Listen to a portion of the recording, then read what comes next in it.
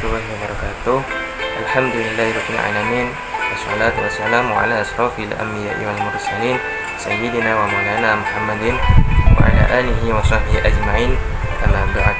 Rabbi shrah li sadri wa yassir li amri wahlul 'uqdatam min lisani yafqahu qawli. Amma ba'd. Bismillahirrahmanirrahim. Perkenalkan, nama saya Muhammad Zulabdi,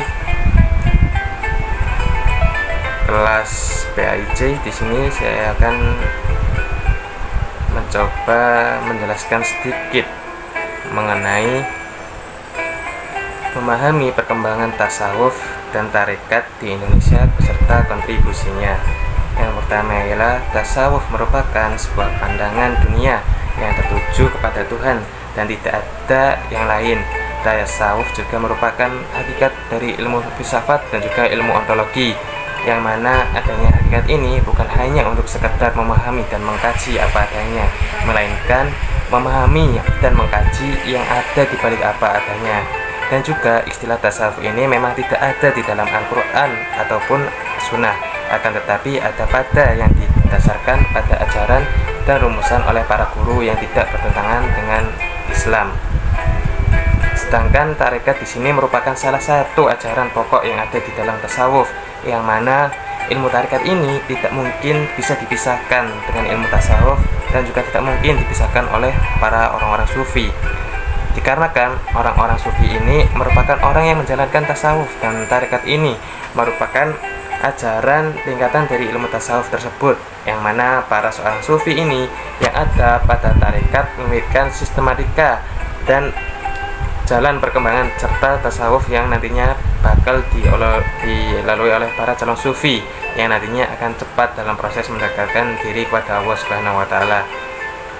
Kemudian penjelasan pertama ialah mengenai pengertian tarekat dan tasawuf. Tarekat secara etimologi bahasa berasal mendekati jalan, cara, metode, sistem, haluan, dan aliran serta keadaan, yang mana dari istilah tersebut menjadikan dua makna, yakni metode ilmu jiwa akhlak yang mengatur dari individu tersebut, dan kumpulan sistem pelatihan roh yang berjalan sebagai persahabatan pada kelompok persaudaraan Islam. Sedangkan tarekat yakni suatu anggota persaudaraan yang dibangun dengan menurut aturan dan juga perjanjian, yang mana anggota tarekat ini berfokus dalam mempraktikkan zikir dan ibadah dengan kolektif yang sudah terikat oleh peraturan tertentu, yang mana kegiatan tersebut bersifat duniawi dan ukhrawi. Lah, maksudnya di sini ialah tarekat ini bisa dipahami melalui pengalaman seorang sufi yang bisa diikuti oleh murid dengan menurut aturan atau cara tertentu yang memiliki tujuan untuk mendekatkan diri kepada Allah Subhanahu wa taala, yang mana pengalaman yang dilakukan oleh sang sufi ini seperti tata cara zikir, riyadhah, doa, yang menurutnya seorang sufi ini telah mendekatkan diri pada Allah Subhanahu wa taala. Maka dari itu, aturan-aturan ini sudah disusun dengan sedemikian rupa guna bisa dicontoh oleh seorang murid-murid tarekat.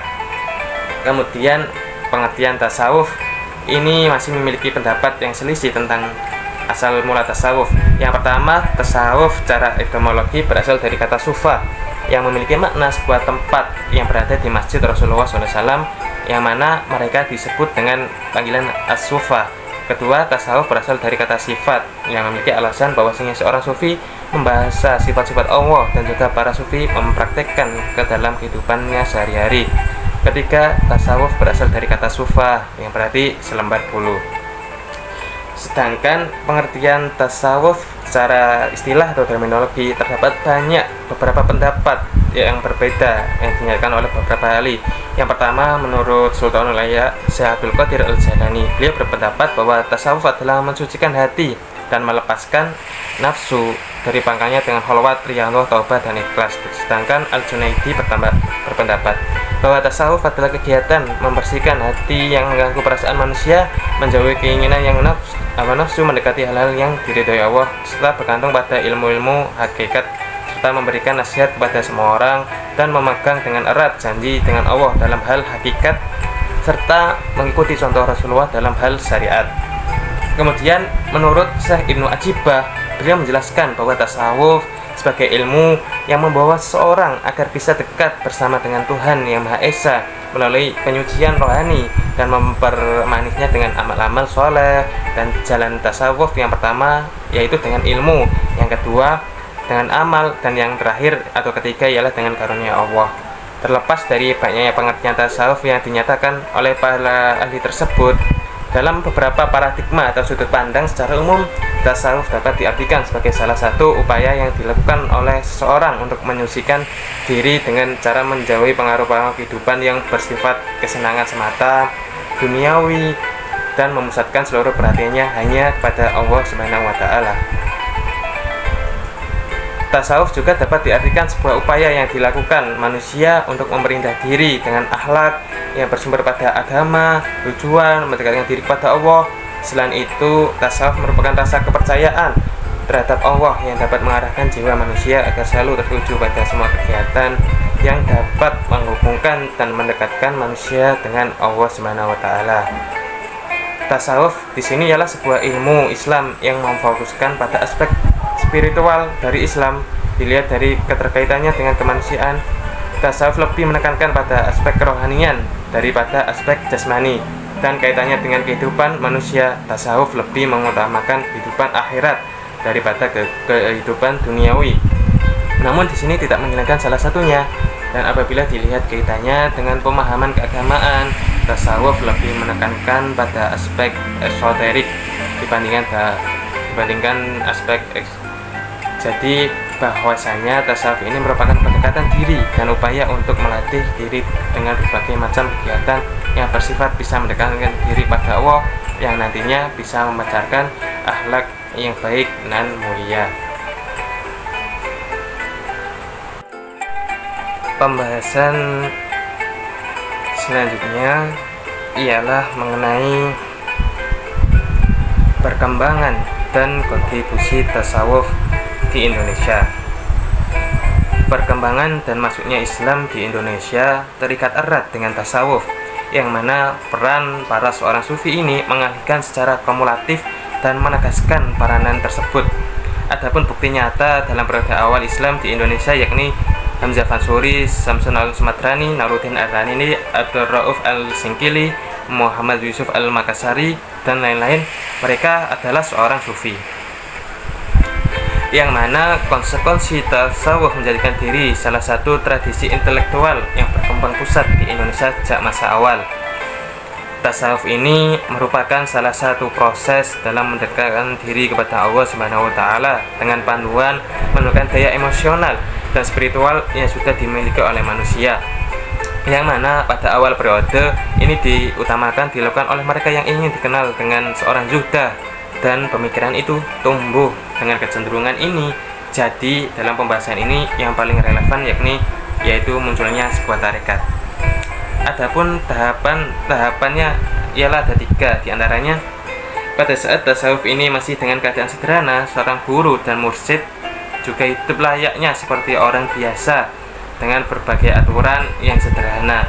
Dengan sampainya munculnya pemondokan sufi yang disebut dengan Honqoh.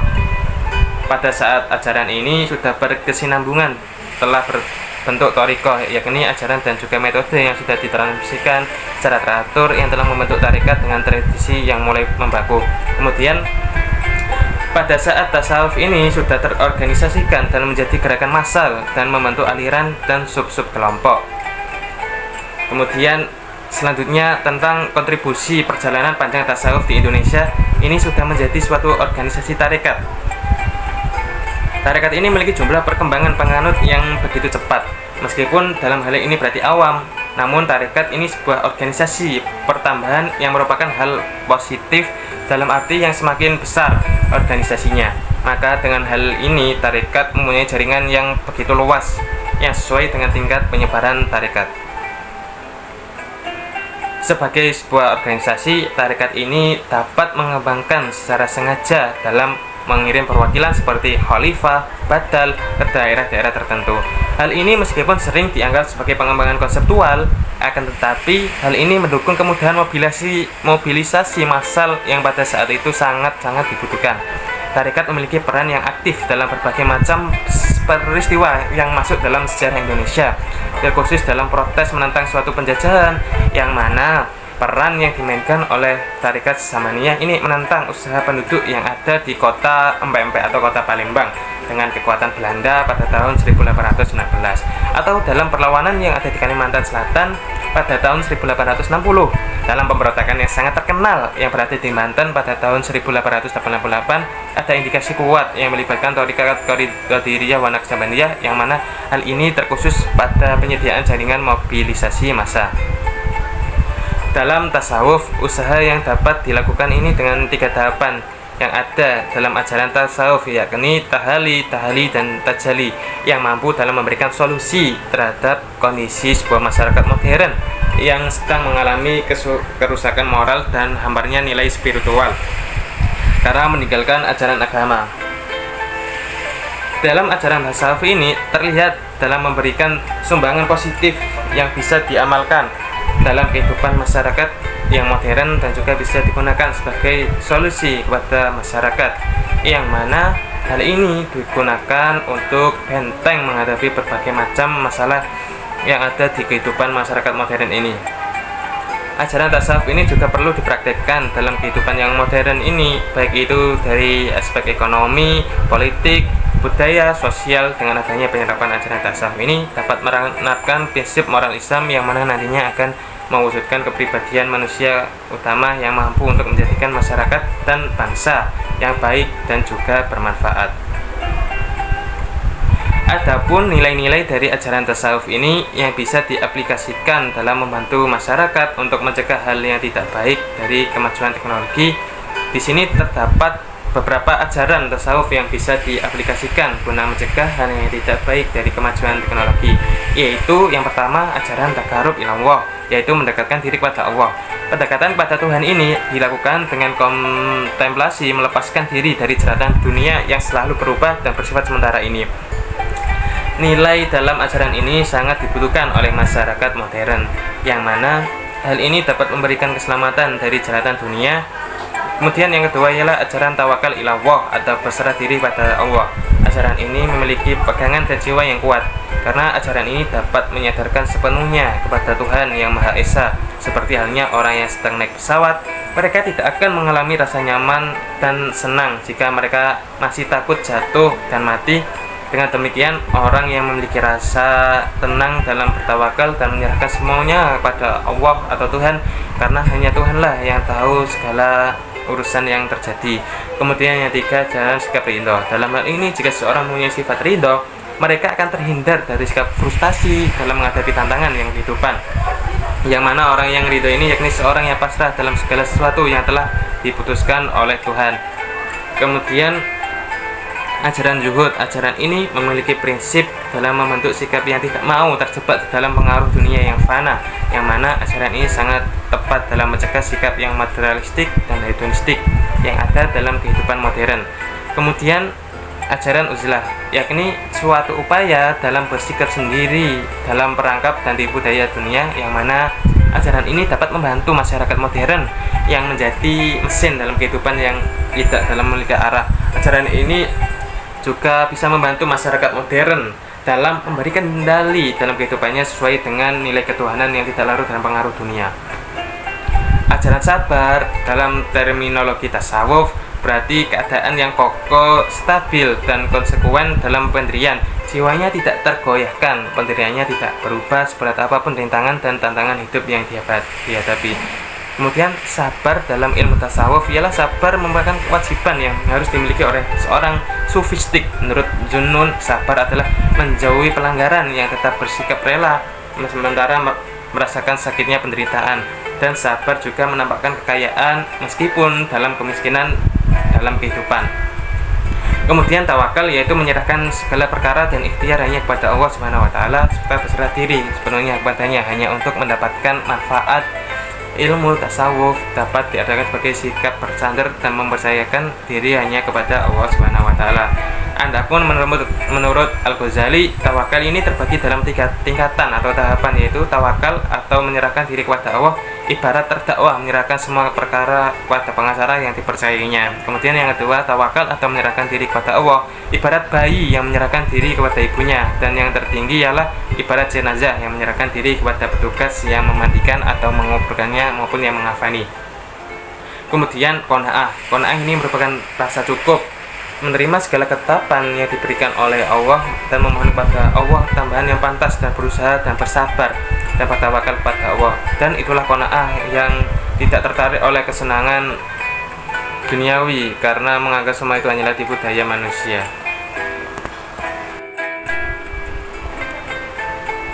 Adapun ciri-ciri orang yang qanaah diantaranya yang pertama, menerima dengan rela apa yang ada, tapi bukan berarti tidak berikhtiar, karena itu bukan yang dinamakan qanaah, melainkan kemalasan dalam diri. Qanaah itu bukanlah qanaah ikhtiar, melainkan qanaah hati. Yang kedua, memohonkan kepada Allah tambahan yang pantas dan berusaha. Di samping kita berusaha, maka memohonlah kepada Allah agar usaha yang kita lakukan mendapatkan ridhonya. Kemudian yang ketiga, menerima dengan sabar akan ketentuan Allah. Apabila kita tidak mendapatkan apa yang diusahakan, maka berdoalah agar diberikan yang terbaik darinya. Kemudian yang keempat, bertawakal kepada Allah, menyerahkan segala perkara dan ikhtiar kepada Allah serta berserah diri sepenuhnya padanya untuk mendapatkan manfaat. Yang kelima, tidak tertarik kepada dunia, tetapi bukan berarti manusia dilarang untuk berikhtiar di dunia. Jadi dalam prinsip pendidikan tasawuf di atas ini secara general ialah mempunyai pengaruh dan peran besar dalam masyarakat agar tidak mengalami kerusakan moral dan kerusakan tatanan sosial yang lainnya. Kemudian peran dalam membina kehidupan yang ada dalam masyarakat sekarang ini, yakni akhlak, digunakan agar dapat menciptakan kehidupan yang makmur dan juga dapat mencegah timbulnya kejahatan yang tidak terjadi dalam masyarakat, agar juga dapat membentuk karakter manusia menjadi manusia yang baik di dunia maupun akhirat. Begitulah penjelasan mengenai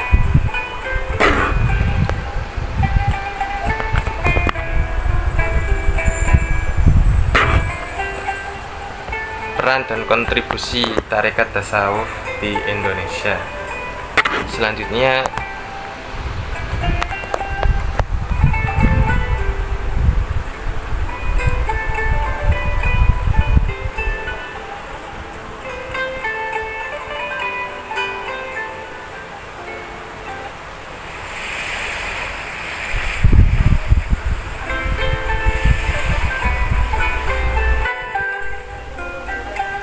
selanjutnya saya akan membahas mengenai perkembangan tarekat di Indonesia. Habib Muhammad Lutfi bin Yahya, yang mana beliau merupakan seorang pimpinan Jamiah Ahli Tarekat Al-Muqaddarah An-Nahdiyah di Indonesia. Beliau menjelaskan ada 2 tarekat. Yang pertama ialah tarekat syariah dan tarekat usul. Tarekat syariah di sini merupakan aturan fikih yang telah disebutkan dalam kitab-kitab para fuqaha yang mutabarok serta para muhaddisin, mutakalimin, dan mufassirin yang mutabar. Sedangkan tarekat usul merupakan suatu upaya yang memberi hasil dari pelaksanaan tarekat syariah dengan mengikuti bimbingan seorang syekh dengan penuh khidmah, mufaqah, serta menganggap hal itu benar dan menghindari dari berbagai prasangka atau yang lainnya yang buruk, serta berusaha dalam membersihkan hatinya dari berbagai sifat yang jelek dan menghiasi sifatnya dengan sifat yang mulia. Tentunya ini dilakukan dengan berzikir, menyebut nama Allah, dikarenakan membersihkan hati dari hal yang buruk itu merupakan suatu hal yang wajib. Maka wajib juga hukumnya jika memasukkan tarekat. Sejarah tarekat yang ada di Indonesia ini sama halnya dengan sejarah masuknya Islam di Nusantara, yang mana di sini para sejarawan Barat berkeyakinan bahwasanya Islam di sini memiliki corak yang sofistik, di mana yang menjadikan penduduk Nusantara ini beragam agama mulai dari Hindu dan Buddha menjadi sangat menarik, di mana pengaruh tarekat dalam Islamisasi ini mendukung dari temuan sejarah bahwasanya Islam masuk ke Nusantara ini sudah ada sejak abad ke-7 dan berada di Pulau Jawa sejak abad ke-11 Masehi. Akan tetapi sejauh ini tidak cukup dalam merubah masyarakat yang ada di Nusantara. Kemudian proses Islamisasi Nusantara ini terjadi pada penghujung abad ke-14 atau pada awal abad ke-15, di mana hal ini bersamaan dengan perkembangan tasawuf akhlaki yang ditandai dengan munculnya suatu aliran tarekat yang berada di Timur Tengah. Pada fase inilah sudah mulai atau sejak zaman Imam Abu Hamid bin Muhammad atau yang biasa dikenal dengan Al-Ghazali yang merumuskan bahwasanya tasawuf moderat yang memadukan antara unsur akhlak, syariat, dan filsafat, yang mana konsep ini diterima secara dengan terbuka oleh kaum fuqaha yang sebelumnya menentang ajaran tasawuf falsafi yang kontroversial. Kemudian tarekat ini menyebar ke seluruh dunia, termasuk juga ke Nusantara melalui penyebar agama Islam, yang mana hal ini mencapai pada puncaknya pada abad ke-17 sampai ke-18 yang bertepatan dengan orang-orang yang sedang menunaikan ibadah haji. Dan pada sampai sekarang inilah tidak kurang dan tidak lebih terdapat 44 tarekat yang sudah tersebar di seluruh penjuru Nusantara Indonesia. Di bawah ini terdapat beberapa fase perkembangan tarekat. Yang pertama ialah pada era Wali Songo. Adapun kaitan Wali Songo dengan tarekat ini seperti serat Banten rantai-rantai dan sejarah Banten kuno, di mana dalam karya sastra ini awal mula terbentuknya Kesultanan Banten telah disebutkan, dan pada fase ini Sunan Gunung Jati juga pernah belajar dan melakukan perjalanan ke Tanah Suci dan berjumpa dengan Syekh Najmuddin Kubro dan Syekh Abu Hasan As-Sadili. Dari dua tokoh tersebutlah beliau mendapatkan ijazah kemursidan, yaitu Thariqat Kubroiyah dan Thariqat Sadiliyah. Meskipun dalam kronologi suatu sejarah tentu saja pertemuan fisik antara Sunan Gunung Jati dengan yang hidup di masa abad ke-16 ataupun dengan Syekh Abdul Hasan As-Sadili yang wafat pada abad ke-13, apalagi dengan Syekh Abu Najmuddin Kubro yang wafat pada tahun 1221 Masehi, tidaklah mungkin.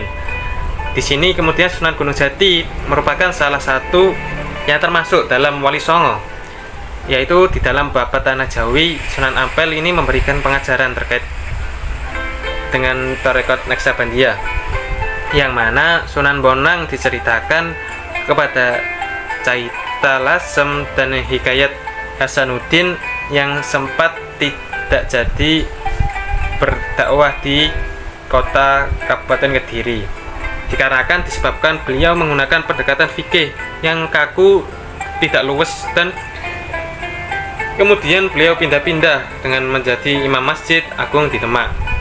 Setelah itu beliau memutuskan untuk hijrah ke Lasem dan Rembang untuk mendirikan zawiyah dan melakukan suluk tarekat. Setelah itu Sunan Bonang melanjutkan dakwahnya, yang mana dengan pendekatan yang baru yang dilakukan oleh Sunan Bonang. Hal ini menjadikan corak yang sofistik tadi bagi Sunan Bonang dengan budaya baik berupa tembang, primbon, dolanan bocah, serta serat-serat. Kemudian dilanjutkan pada abad ke-17 dan 18.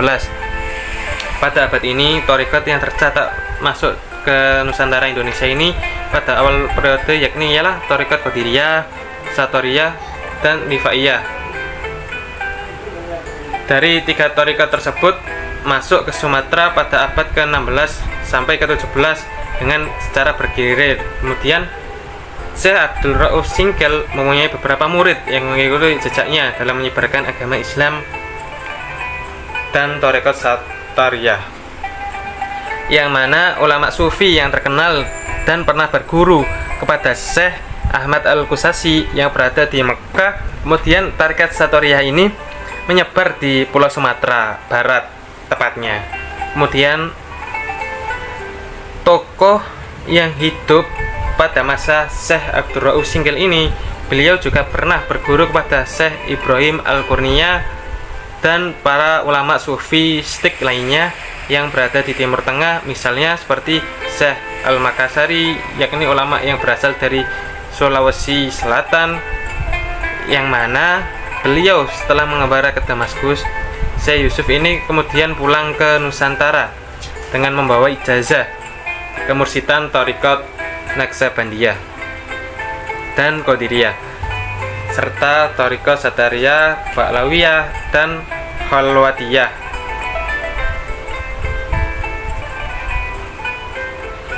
Kemudian di Makassar juga terkenal dengan sebutan Syekh Yusuf Al-Makassari. Beliau mengajarkan tarekat Khalwatiyah yang dipimpin dengan beberapa proses ritual tarekat yang lain yang beliau menguasainya. Kemudian beliau dikenal dengan sebutan nama Khalwatiyah Yusufiyah. Kemudian pada era modern, di dalam dunia tasawuf seringkali dikenal istilah tarekat yang berarti jalan, yang mana hal ini dapat diartikan jalan untuk menuju wadah keridhaan Allah Subhanahu wa taala. Dengan hal ini adanya banyak jalan bagi seorang sufi, sehingga sufi mengatakan al-aduruk anfasil makhluk, yang memiliki arti jalan menuju Allah itu sebanyak nafasnya seorang makhluk dan beraneka ragam jenisnya dan bermacam-macam. Faminha juga menyatakan bahwasanya waminha makbulah, itu artinya dari sekian banyak jalan itu ada yang sah dan ada yang tidak sah, yang mana istilah ini dikenal dengan ungkapan mu'tabaroh itu sendiri wa ghairu mu'tabaroh, yang mana di sini tarekat mu'tabaroh itu merupakan kumpulan anggota tarekat yang diakui dengan berdasarkan dari silsilah Nabiullah Muhammad SAW. Begitu pula dengan wa ghairu mu'tabaroh dan keluarga yang ada pada tarekat ini terdiri dari seorang murid, ribat, mursyid, bayat, kitab-kitab tarekat, silsilah, dan metode ajaran yang lainnya, yang mana silsilah ini merupakan suatu hubungan seorang guru yang tersambung oleh satu dengan yang lain dan tersambung pada Nabi Muhammad SAW. Dan dalam menghindari penyimpangan yang pada sufisme yang berada pada garis lurus yang diletakkan oleh sufisme yang terdahulu, maka di sini NU Nahdlatul Ulama meletakkan dasar tasawuf yang sesuai dengan hitah Ahlus Sunnah wal Jamaah.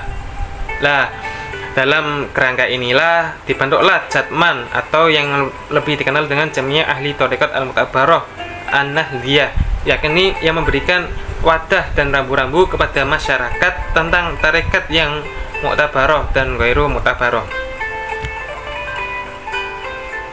Sebelum terbentuk Jatman, ulama-ulama Indonesia yang mempunyai paham Ahlus Sunnah wal Jamaah dan aktif di dunia tarekat telah membentuk sebuah organisasi tarekat dengan nama Jamiah Ahli Thariqat Al-Mu'tabaroh Indonesia, atau yang disingkat dengan JATMI. Kata An-Nahdliyah sendiri ini dimaksudkan untuk menegaskan bahwa federasi tarekat ini harus tetap berafiliasi terhadap Nahdlatul Ulama.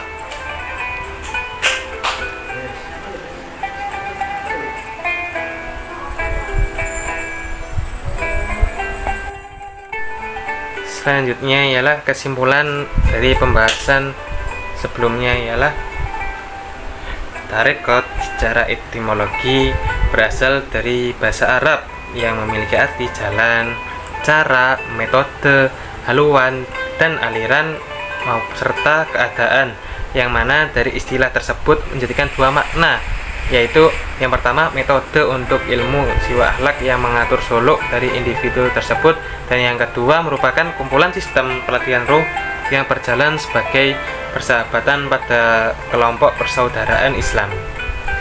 Sedangkan secara bahasa tasawuf di sini berasal dari kata sifat yang memiliki alasan bahwasanya seseorang sufi membahasakan sifat-sifat Allah di sini, dan juga para sufi mempraktekannya ke dalam kehidupan sehari-hari.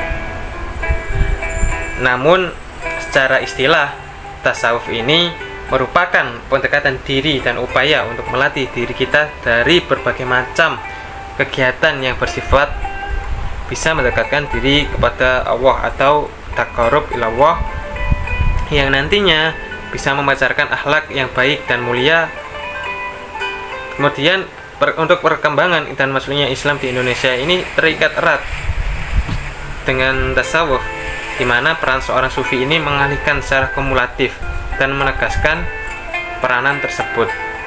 Adapun bukti konkret dan nyata ialah dalam periode awal Islam di Indonesia ini, yakni atau ulama-ulama Islam Hamzah Fansuri, Samsuddin Al-Sumatrani, Nuruddin Ar-Raniri, Abdul Rauf Al-Singili, Muhammad Yusuf Al-Makassari. Mereka ialah seorang sufi yang mana konsekuensinya tasawuf menjadikan dari salah satu tradisi intelektual yang berkembang pesat di Indonesia sejak masa awal. Kontribusi tasawuf di Indonesia ini terbagi menjadi dua, yaitu terkait perjuangan panjang tasawuf di Indonesia, yaitu dalam hal mendukung kemudahan mobilisasi massal yang pada saat itu dibutuhkan dan berperan sangat aktif dalam berbagai peristiwa sejarah di Indonesia. Kemudian tasawuf juga berkontribusi dalam pembentukan akhlak masyarakat, yang hal ini terdapat nilai-nilai ajaran tasawuf yang bisa diimplementasikan untuk membantu masyarakat dalam upaya mencegah dampak negatif. Cara-cara ini dapat dilakukan